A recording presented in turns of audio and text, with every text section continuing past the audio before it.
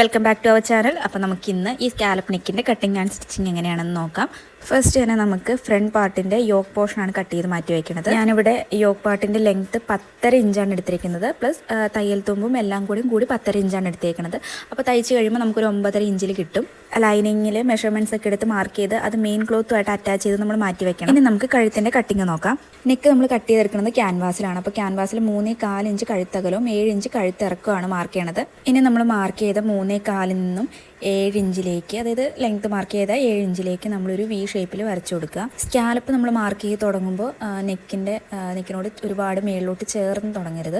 ഒരു 1/2 ഇഞ്ച് മേളിൽ നിന്നും വിട്ടിട്ട് വേണം നമ്മൾ സ്കാലപ്പ് മാർക്ക് ചെയ്ത് തുടങ്ങാൻ വേണ്ടിയിട്ട്. പിന്നെ സ്കാലപ്പ് പാറ്റേൺ മാർക്ക് ചെയ്യാൻ വേണ്ടിയിട്ട് നമുക്ക് എന്തെങ്കിലും ഒരു റൗണ്ട് ഷേപ്പിൻ്റെ ഹാഫ് എടുക്കുകയാണെങ്കിൽ എല്ലാത്തിനും ഒരേ ഷേപ്പ് നമുക്ക് കിട്ടും. ഞാനിവിടെ അങ്ങനെയാണ് മാർക്ക് ചെയ്തേക്കുന്നത്. പിന്നെ നമ്മൾ മെയിനായിട്ട് ശ്രദ്ധിക്കേണ്ട കാര്യം, നമ്മൾ മാർക്ക് ചെയ്യുന്ന സ്കാലപ്പ് വീടെ പുറത്തേക്ക് പോരുത്, അകത്ത് വേണം നിൽക്കാൻ. ഇനി നമുക്ക് ഈ പാറ്റേൺ ക്യാൻവാസിൽ നിന്ന് കട്ട് ചെയ്തെടുക്കുമ്പോൾ നമ്മൾ മേളിൽ ബ്രിഡ്ജ് വെച്ചിട്ട് വേണം കട്ട് ചെയ്യാൻ. അങ്ങനെ വെച്ച് കട്ട് ചെയ്യുമ്പോൾ നമുക്ക് സ്റ്റിച്ച് ചെയ്യാൻ നേരത്തെ എളുപ്പമായിരിക്കും. നമ്മുടെ കഴുത്ത് അങ്ങോട്ടും ഇങ്ങോട്ടും വലിഞ്ഞകന്ന് പോകാതിരിക്കാനൊക്കെ അങ്ങനെ നമ്മൾ ബ്രിഡ്ജ് വെച്ചിട്ട് കട്ട് ചെയ്തെടുക്കുകയാണെങ്കിൽ അത് ഈസി ആയിരിക്കും. ഇനി ക്യാൻവാസിനെ നമ്മളൊരു ക്ലോത്തിലേക്ക് അയൺ ചെയ്തെടുത്തേക്കേണ്ട സൈഡൊക്കെ അടിച്ചു കൊടുത്ത് നമുക്കിനി മെയിൻ ക്ലോത്തായിട്ട് നമ്മൾ നേരത്തെ ലൈനിങ്ങുമായിട്ട് അറ്റാച്ച് ചെയ്ത് മാറ്റി വെച്ചിരുന്ന യോക്ക് പാർട്ടിലേക്ക് നമുക്ക് ഇനി ഈ നെക്കിനെ സ്റ്റിച്ച് ചെയ്ത് തുടങ്ങാം. രണ്ടിൻ്റെയും സെൻറ്റർ നമ്മൾ മാർക്ക് ചെയ്തിട്ട് സെൻറ്റർ കറക്റ്റായിട്ട് വെച്ചിട്ട് എന്തെങ്കിലും പിന്ന് വെച്ച് അറ്റാച്ച് ചെയ്തിട്ട് വേണം നമ്മൾ സ്റ്റിച്ച് ചെയ്ത് തുടങ്ങാൻ വേണ്ടിയിട്ട്, മാറിപ്പോകാതിരിക്കാൻ വേണ്ടിയിട്ട്. സ്കാലപ്പ് സ്റ്റിച്ച് ചെയ്യുമ്പോൾ നല്ല ക്ഷമ വേണം, നല്ല സമയമെടുക്കും.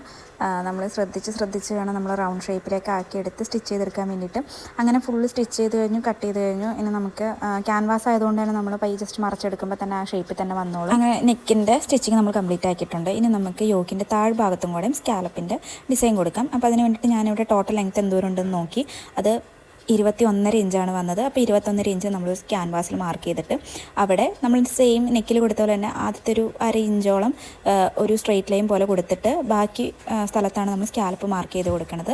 നെക്കിൻ്റെ സ്റ്റിച്ചിങ്ങിൽ ചെയ്ത പോലെ തന്നെ നമ്മൾ ഈ ക്യാൻവാസിനെ കട്ട് ചെയ്ത് ഒരു ക്ലോത്തുമായിട്ട് അയൺ ചെയ്യുക. സെയിം നമ്മൾ റിപ്പീറ്റ് അത് തന്നെ ഒരു നമ്മുടെ മെയിൻ ക്ലോത്തിലേക്ക് അറ്റാച്ച് ചെയ്ത് കട്ട് ചെയ്ത് നമ്മൾ വരച്ചെടുക്കുക. അത്രേ ഉള്ളൂ. സെയിം നമ്മൾ നെക്ക് ചെയ്ത പോലെ തന്നെ സെയിം മെത്തേഡ് തന്നെയാണ് ഇതിലും. ഇത്രയുള്ള നമ്മുടെ സ്കാലപ്പിൻ്റെ സ്റ്റിച്ചിങ് കഴിഞ്ഞു. ഇനി നമുക്ക് യോക്ക് പോർഷൻ്റെ താഴത്തേക്ക് വരുന്ന പാർട്ടിൻ്റെ കട്ടിംഗ് ആണ്. നമുക്ക് എന്തൊരു ലെങ്ത്ത് വേണോ അത്ര ലെങ്ത്തിലൊരു ക്ലോത്ത് കട്ട് ചെയ്തെടുക്കുക. പിന്നെ നമ്മൾ 2 സൈഡിലും 2.5 ഇഞ്ച് വിട്ടിട്ടാണ് നമ്മൾ ഫ്രിൽസ് ഇട്ട് കൊടുക്കുന്നത്.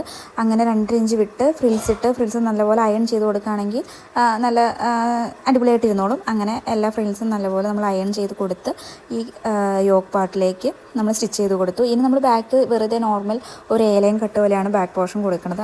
അങ്ങനെ ബാക്ക് പോർഷൻ്റെ സ്റ്റിച്ചിങ് എല്ലാം കഴിഞ്ഞ് നമ്മുടെ ഔട്ട്ഫിറ്റ് കംപ്ലീറ്റ് ആയിട്ടുണ്ട്. എല്ലാവർക്കും നമ്മുടെ ഈ വീഡിയോ യൂസ്ഫുള്ളായി ഇഷ്ടപ്പെട്ടു എന്ന് വരുന്നു. ഇഷ്ടപ്പെട്ടെങ്കിൽ ലൈക്ക് ചെയ്യാനും ഷെയർ ചെയ്യാനും സബ്സ്ക്രൈബ് ചെയ്യാനും മറന്നു പോകരുത്. അപ്പോൾ ഇതുപോലെ യൂസ്ഫുൾ ആയിട്ടുള്ള അടുത്തൊരു വീഡിയോ ആയിട്ട് കാണുന്നത് വരെ ബൈ.